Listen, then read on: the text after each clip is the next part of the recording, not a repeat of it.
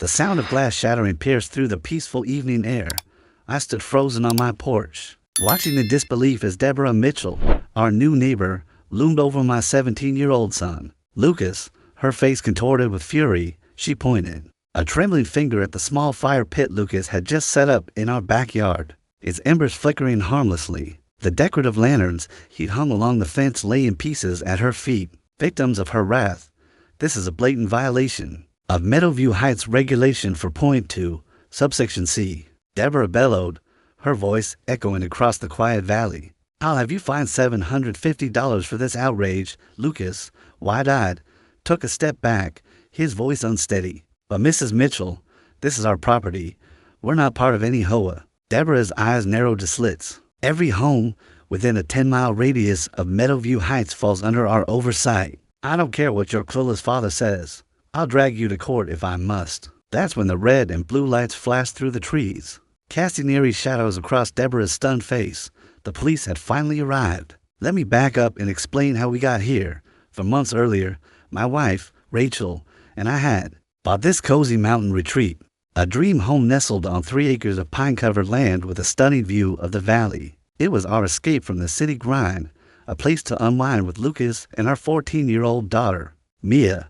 The property was private, free from any homeowners association, or so we believed. We checked the deeds, confirmed with the county, and celebrated our independence. Little did we know, Deborah Mitchell had other ideas. The trouble began our first weekend at the house. I was carrying boxes from the car when a woman strode up our gravel path. With the confidence of a general, she wore a crisp blazer pinned with a badge that read Meadowview Heights HOA President, and clutched a leather-bound notebook. I'm Deborah Mitchell, President of the Meadowview Heights Homeowners Association, she declared, skipping any pleasantries. I'm here to inspect your property for compliance violations. I set down a box of kitchen supplies and forced a smile. I think there's been a mix-up, ma'am. This property isn't part of Meadowview Heights. We're not in an HOA. Her lips tightened into a thin line, and she adjusted her glasses. That's what every new owner says. Meadowview Heights has extended its authority to all nearby properties to uphold community standards. That swing set in your backyard? It's an eyesore and must be removed immediately. Ma'am, with all due respect, you have no jurisdiction here. This is private property. Please leave. She scribbled furiously in her notebook, her pen scratching like an angry wasp. I'm noting your non-compliance. You'll receive a formal citation in the mail. I watched her march back to her SUV, a sinking feeling in my gut. This wasn't over. Over the next few weeks, Deborah's intrusions grew bolder. She'd appear unannounced, always with a new grievance. Our mailbox was too rustic for her standards. The wildflowers we'd planted along the fence were unkempt. She even complained that our car parked in the driveway violated some imaginary rule about visible vehicles. One evening, I found neon green violation notices taped to our front door, listing offenses like unauthorized landscaping for our vegetable garden and improper outdoor lighting for the solar lamps along our walkway. Rachel tried to reason with her during one of her visits. Mrs. Mitchell, we verified with the county. Our property is outside Meadowview Heights boundaries. You have no legal authority here. Deborah pulled out a crumpled, hand-drawn map, waving it like a legal document. The original developers intended Meadowview to include this entire valley. I'm enforcing their vision. Rachel, a paralegal with a knack for staying calm, replied, that's not how property law works. Deborah smirked. I've studied real estate law for 20 years. I know exactly what I'm doing. Her confidence was unshakable, but something about her tone felt rehearsed, like she was reciting a script she'd used before. The harassment took a sinister turn when Deborah started targeting Lucas. He loved the retreat, spending hours fixing up the backyard or hosting friends for bonfires. But Deborah began lurking at the edge of our property, snapping photos of Lucas and his friends with her phone. One afternoon, I caught her standing behind a tree, zooming in on Lucas and his friend Ethan as they played basketball on our driveway. What are you doing? I demanded, struggling to keep my voice steady. Documenting violations. She said coolly, these teenagers are creating a public nuisance. That basketball hoop is against regulations. I stepped closer, my anger rising. You're photographing minors on private property. If I see you doing this again, I'm calling the police. She laughed, a sharp, dismissive sound. Go ahead. I know the sheriff personally. I've run Meadowview for 15 years. No one questions me. The breaking point came a month later. We'd gone into town for groceries, leaving Lucas at the house to work on a school project. When we returned, we found him sitting on the porch, his face pale. "Dad, that woman came here yelling at me," he said, his voice shaking. "She said I was defacing property with a fire pit and lanterns. She tried to rip them down and grab my phone. When I started recording her, my stomach dropped." "Did she touch you?" I asked. "No, but she scared me. She said she could have our house seized, that she knows judges who'll back her up." I checked our security system immediately. The main camera by the garage was smashed, its lens cracked, but Deborah didn't know about our secondary cameras hidden in the eaves of the house.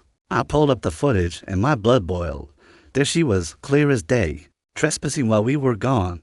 The timestamp showed she'd been on our property for nearly an hour, poking around our backyard, peering into windows, and taking photos. When Lucas stepped outside to confront her, she lost it.